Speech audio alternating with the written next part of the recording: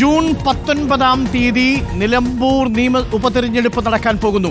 First on reporter Nilambur ഉപതെരഞ്ഞെടുപ്പ് ഇപ്പോൾ പ്രഖ്യാപിച്ചിരിക്കുന്നു. June 19 എന്നാണ് ഇപ്പോൾ നമുക്ക് ലഭിക്കുന്ന വിവരം. റോഷിപാൽ, നിലമ്പൂർ ഉപതെരഞ്ഞെടുപ്പ് ജൂൺ 19 എന്ന് തെരഞ്ഞെടുപ്പ് കമ്മീഷന്റെ പ്രഖ്യാപനമാണോ നമ്മളിപ്പോൾ ബ്രേക്ക് ചെയ്യുന്നത്? ഡോക്ടർ അരുൺകുമാർ, ഏറ്റവും പ്രധാനപ്പെട്ടതാണ്. ഒരുപക്ഷെ കേരള രാഷ്ട്രീയത്തിലെ ഏറ്റവും നിർണായകമായ ഒരു ഉപതെരഞ്ഞെടുപ്പിന് കളമൊരുങ്ങുകയാണ്. നിലമ്പൂരിലെ ഉപതെരഞ്ഞെടുപ്പ് തീയതി തെരഞ്ഞെടുപ്പ് കമ്മീഷൻ, കേന്ദ്ര തെരഞ്ഞെടുപ്പ് കമ്മീഷൻ പ്രഖ്യാപിച്ചു കഴിഞ്ഞു. നിലമ്പൂർ ഉൾപ്പെടെ 5 നിയമസഭാ മണ്ഡലങ്ങളിലെ തെരഞ്ഞെടുപ്പ് തീയതിയാണ്. അതിൽ നിലമ്പൂരിൽ തെരഞ്ഞെടുപ്പ് നടക്കുക ജൂൺ 19, ജൂൺ 23 വോട്ടെണ്ണൽ നടക്കുക. ഈ മാസം 26 ഗസറ്റ് വിജ്ഞാപനമുണ്ടാകും. ഇതിൽ നോമിനേഷൻ നൽകേണ്ട അവസാന ദിവസം, last date for making of nomination June 2 nomination സമർപ്പിക്കേണ്ട അവസാന ദിവസം. അതിന്റെ പരിശോധനകൾ നടക്കുന്നത് 3. ഏതായാലും നോമിനേഷൻ വിഡ്രോ ചെയ്യേണ്ട ദിവസം ജൂൺ 5 ജൂൺ 19 നിലമ്പൂർ പോളിംഗ് ബൂത്തിലേക്ക് പോകുന്നു എന്നുള്ളതാണ് ഏറ്റവും പ്രധാനപ്പെട്ട കാര്യമാണ്. ഒപ്പം ഇതിന്റെ തെരഞ്ഞെടുപ്പ് നടപടിക്രമങ്ങൾ ജൂൺ 25 അവസാനിക്കും. 23 നിലമ്പൂരിലെ പുതിയ MLA ജനപ്രതിനിധി ആരാണെന്ന് അറിയാൻ കഴിയും. ഏറ്റവും പ്രധാനപ്പെട്ട നീക്കമാണ്. നേരത്തെ 8 നിയമസഭാ മണ്ഡലങ്ങളിലെ തെരഞ്ഞെടുപ്പായിരുന്നു തീരുമാനിച്ചത്. പക്ഷേ അതിൽ ജമ്മു ആൻഡ് കാശ്മീർ ഒഴിവാക്കി മറ്റ് സംസ്ഥാനങ്ങളിലെ ഗുജറാത്ത്, കേരളം, പഞ്ചാബ് ഉൾപ്പെടെയുള്ള വെസ്റ്റ് ബംഗാൾ അടക്കമുള്ള മറ്റ് 4 സംസ്ഥാനങ്ങളിലെ 5 നിയമസഭാ മണ്ഡലങ്ങളിലെ തെരഞ്ഞെടുപ്പാണ് അതിൽ ഈ ജൂൺ മാസം നടക്കാൻ പോകുന്നത്. നേരത്തെ ജമ്മു ആൻഡ് കാശ്മീരിൽ ഉണ്ടായിരുന്നു. ജമ്മു ആൻഡ് കാശ്മീരിലെ അതിർത്തിയിലെ സംഘർഷത്തിന്റെ പശ്ചാത്തലത്തിലാണ് ഒരുപക്ഷെ ജമ്മു ആൻഡ് കാശ്മീരിലെ തെരഞ്ഞെടുപ്പ് മാറ്റിവെച്ചിരിക്കുന്നത്. നിലമ്പൂരിലെ തെരഞ്ഞെടുപ്പ് നടക്കുന്നു.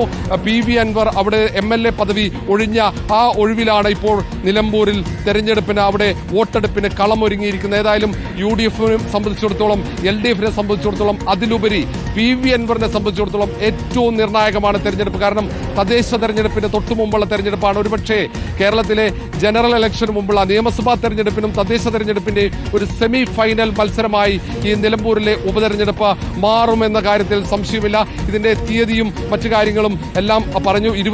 മെയ് 26 ഗസറ്റ് നോട്ടിഫിക്കേഷൻ വരും. നാമനിർദ്ദേശ പത്രിക സമർപ്പിക്കേണ്ട അവസാന തീയതി ജൂൺ 2. അതിന്റെ നാമനിർദ്ദേശ പത്രിക പരിശോധിക്കുന്നത് ജൂൺ 3. ഒപ്പം നാമനിർദ്ദേശ പത്രിക പിൻവലിക്കേണ്ട അവസാന തീയതി ജൂൺ 5. പോളിംഗ് നടക്കുന്നത് ജൂൺ 19. കൗണ്ടിംഗ് നടക്കുന്നത് ജൂൺ 23. നടപടിക്രമങ്ങൾ ജൂൺ 25 അവസാനിക്കുന്ന തരത്തിലാണ് ഇപ്പോൾ നിലമ്പൂരിലെ ഉപതെരഞ്ഞെടുപ്പ്.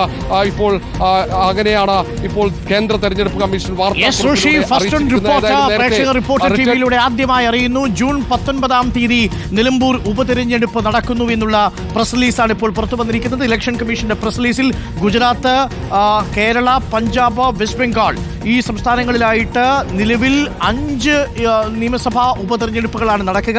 19 തീയതി ആയിരിക്കും നിലമ്പൂർ അടക്കമുള്ള സ്ഥലങ്ങളിലേക്ക് 5 ഇടങ്ങളിലേക്കുള്ള ഉപതെരഞ്ഞെടുപ്പുകളുടെ തീയതിയാണ് ഇപ്പോൾ പ്രഖ്യാപിച്ചിരിക്കുന്നത്. അതനുസരിച്ച് ഗുജറാത്തിൽ വിശ്വവാദയിലും, കേരളത്തിൽ നിലമ്പൂരിലും, പഞ്ചാബിൽ ലുധിയാന വെസ്റ്റിലും, വെസ്റ്റ് ബംഗാളിൽ കാളിഗഞ്ചിലുമായിരിക്കും നടക്കുക. അതേപോലെ കാടി എന്ന് പറയുന്ന ഗുജറാത്തിലെ മറ്റൊരു സംവരണ മണ്ഡലത്തിലും തെരഞ്ഞെടുപ്പ് നടക്കുകയും ചെയ്യും. 5 ഇടങ്ങളിലെ ഉപതെരഞ്ഞെടുപ്പിന്റെ തീയതിയാണ് ഇപ്പോൾ പ്രഖ്യാപിച്ചിരിക്കുന്നത്. ഗുജറാത്ത്, കേരള, പഞ്ചാബ്, വെസ്റ്റ് ബംഗാൾ എന്നീ സംസ്ഥാനങ്ങളിലായി 5 ഇടങ്ങളിലെ നിയമസഭാ ഉപതെരഞ്ഞെടുപ്പുകളുടെ തീയതി പ്രഖ്യാപനം വന്നിരിക്കുന്നു. നിലവിൽ ഗസറ്റ് നോട്ടിഫിക്കേഷൻ 26 നാളെ മൺഡേ നിലവിൽ വരും. Last date for making of nominations 2 June 2 തീയതിയാണ് നോമിനേഷൻ കൊടുക്കാനുള്ള തീയതി. സ്ക്രൂട്ടിനി, സൂക്ഷ്മ പരിശോധന ജൂൺ 3 നടക്കും. The last date for withdrawal, nomination പിൻവലിക്കാനുള്ള അവസാന തീയതി ജൂൺ 5 തീയതിയാണ്. 19 വ്യാഴാഴ്ചയായിരിക്കും തിരഞ്ഞെടുപ്പ് നടക്കുക.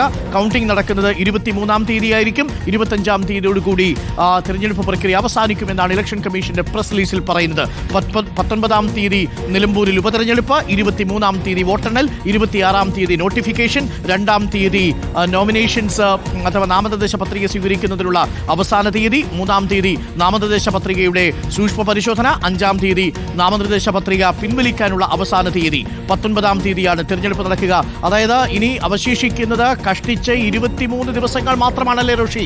23, ഇന്നിപ്പോൾ 25 ആയിരിക്കുന്നു.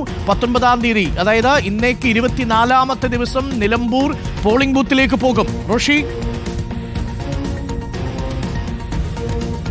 അരുൺകുമാർ, വളരെ കുറച്ച് സമയം മാത്രമാണ് രാഷ്ട്രീയ പാർട്ടികൾക്ക് മുന്നിലുള്ളത്. നടപടിക്രമങ്ങൾ പൂർത്തിയാക്കേണ്ട മിനിമം സമയം മാത്രമാണ് ഇപ്പോൾ നൽകിയിരിക്കുന്നത്. നിലമ്പൂർ തെരഞ്ഞെടുപ്പ് നേരത്തെ തന്നെ രാഷ്ട്രീയ പാർട്ടികളൊക്കെ പ്രതീക്ഷിച്ചതാണ്. പക്ഷേ അതിർത്തിയിലെ സംഘർഷ കാരണം നിലമ്പൂർ ഉപതെരഞ്ഞെടുപ്പ് വൈകി. നേരത്തെ മെയ് മാസം അവസാനത്തോടെ തെരഞ്ഞെടുപ്പ് പ്രതീക്ഷിച്ചതാണ്. സംസ്ഥാന തെരഞ്ഞെടുപ്പ് ഓഫീസർ, മുഖ്യ തെരഞ്ഞെടുപ്പ് ഓഫീസർ രത്തൻ കേൽക്കർ അത് സംബന്ധിച്ച് റിപ്പോർട്ടുകളൊക്കെ വളരെ നേരത്തെ കൈമാറിയതാണ്. PV അൻവർ MLA പദവി ഒഴിഞ്ഞതിന് തൊട്ടു പിന്നാലെ അതിന്റെ പ്രാഥമിക നടപടിക്രമങ്ങൾ പൂർത്തിയായി. അതിന്റെ റിപ്പോർട്ട് കേന്ദ്ര തെരഞ്ഞെടുപ്പ് കമ്മീഷന് കൈമാറുകയും BLOമാരുടെ പരിശീലനമടക്കം നടത്തി. മെയ് 5-നാണ് അന്തിമ വോട്ടർ പട്ടിക പ്രസിദ്ധീകരിച്ചത്. അത് നിയമസഭാ തെരഞ്ഞെടുപ്പ് ഉപതെരഞ്ഞെടുപ്പ് നടക്കാനുള്ള 8 മണ്ഡലങ്ങളിലും മെയ് 5-ന് അന്തിമ വോട്ടർ പട്ടിക പ്രസിദ്ധീകരിക്കാനുള്ള നിർദ്ദേശം കേന്ദ്ര തെരഞ്ഞെടുപ്പ് കമ്മീഷൻ നൽകിയതാണ്. പക്ഷേ അതിൽ ജമ്മു ആൻഡ് കാശ്മീർ ഒഴിവായിരിക്കുന്നു. അവിടെയുള്ള നിയമസഭാ മണ്ഡലങ്ങളിലെ ഉപതെരഞ്ഞെടുപ്പ് തൽക്കാലത്തേക്ക് ഒഴിവായിരിക്കുന്നു. പക്ഷേ കേരളം ഉൾപ്പെടെ 5 നിയമസഭാ മണ്ഡലങ്ങൾ, അത് 4 സംസ്ഥാനങ്ങളിലെ നിയമസഭാ മണ്ഡലങ്ങളിലാണ് ഇപ്പോൾ തെരഞ്ഞെടുപ്പ് ഒരുങ്ങുന്നത്. നേരത്തെ പറഞ്ഞതുപോലെ കേരള രാഷ്ട്രീയത്തിലെ ഏറ്റവും നിർണായകമായ ഒരു ഉപതെരഞ്ഞെടുപ്പാണ്.